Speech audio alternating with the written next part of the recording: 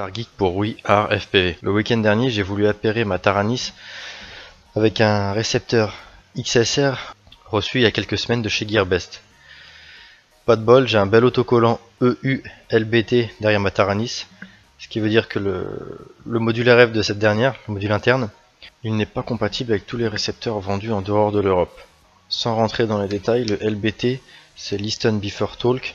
C'est une nouvelle norme d'utilisation de la bande de fréquence en 2,4 GHz. En gros, ça permet aux différents émetteurs de ne pas se gêner les uns les autres. On va pas rentrer dans les détails, je vous mettrai un lien très intéressant à ce sujet dans la description de la vidéo. D'ailleurs, inversement, ceux qui ont une radiocommande non LBT et qui achètent des récepteurs en Europe, ils seront coincés. Donc deux solutions s'offrent à nous. Soit flasher la radiocommande, le module RF, faut pas confondre avec OpenTX, le logiciel, soit flasher le récepteur. Pour les toutes dernières versions des Taranis vendues en Europe, elles sont complètement bridées. On peut plus flasher le module radiofréquence. On est donc obligé de flasher le récepteur.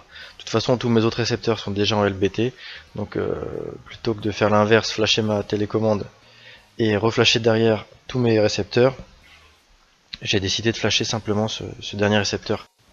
Pour flasher le récepteur, depuis la version 2.1 d'OpenTX, c'est très simple. Il suffit de brancher ce dernier sur le module externe de la Taranis. Pour ça, il y a besoin de 3 fils, l'alimentation, la masse et le SmartPort. Donc moi j'avais un vieux câble cerveau qui traînait, donc je m'en suis servi. Forcément les couleurs ne collent pas au fil du XSR, mais peu importe. Sur le XSR, c'est le fil blanc qui fait le SmartPort. Le rouge évidemment l'alimentation et le noir la masse. Le jaune c'est le port de télémétrie et le vert que j'ai supprimé parce que j'ai pas besoin, c'est le PPM.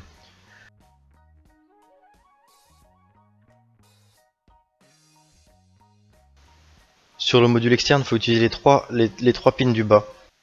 Le premier en partant du bas, c'est le SmartPort. Le deuxième en partant du bas, c'est la masse. Et le troisième, toujours en partant du bas, c'est l'alimentation. Donc tous les firmware pour tous les récepteurs sont disponibles directement chez FrSky. Je vous mettrai le lien dans la description.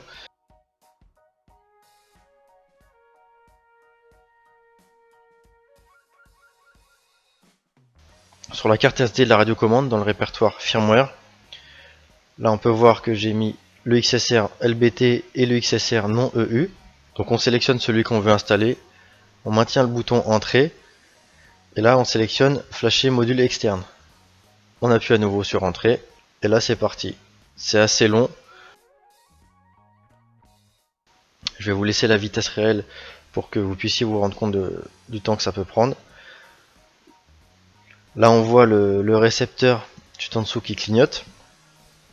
C'est le comportement normal.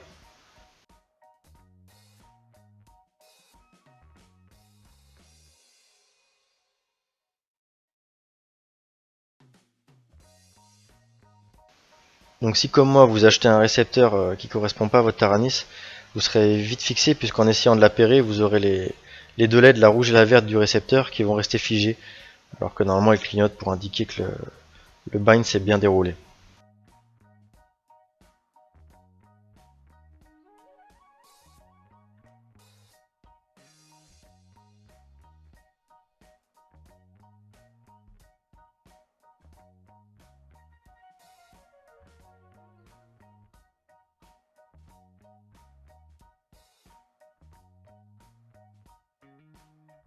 Voilà, c'est terminé.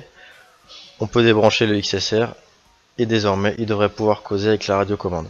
C'était une petite vidéo rapide mais qui pourra en dépanner plus d'un. Maintenant que toutes les Taranis sont vendues avec le firmware LBT. Sur ce, je vous dis à bientôt pour une prochaine vidéo. C'était Motard Geek pour Oui Art FPV.